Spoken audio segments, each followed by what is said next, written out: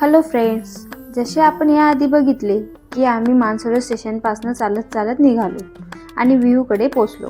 विहू म्हणजे माझ्या मिस्टरांच्या मोठ्या भावाचा मुलगा. त्याने मला बघताच तो माझ्याकडे आला आणि ही आहे विहूची मम्मी. आम्ही आधीपासून खूप छान फ्रेंड आहोत. ही आमच्या फॅमिलीमधली पहिली गाडी. लहान मुलांना कुठल्याही नवीन गोष्टींचे फार कुतूहल असते आणि त्यावर जर त्यांचे नाव असणार तर गंमतच वेगळी. तसंच आमच्या विहूचं झालं. जसे मागे मी सांगितले की सेलिब्रेशन मला माझ्या फॅमिलीबरोबरच करायचे होते, म्हणून आम्ही सेलिब्रेट करायला धाब्यावर निघालो.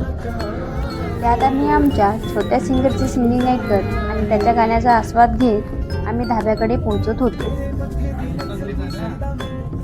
फायनली आम्ही धाब्यावर पोहोचलो.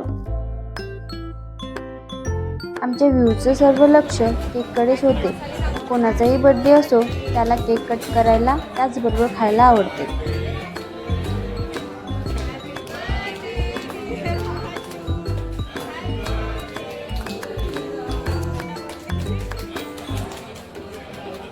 मी सर्वात आधी विहूला केक भरवला.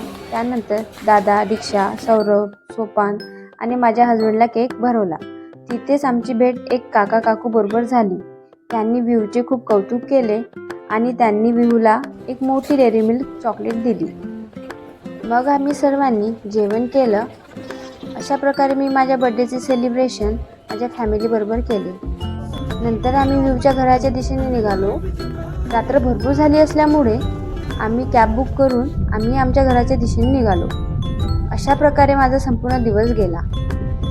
Okay friends, bye.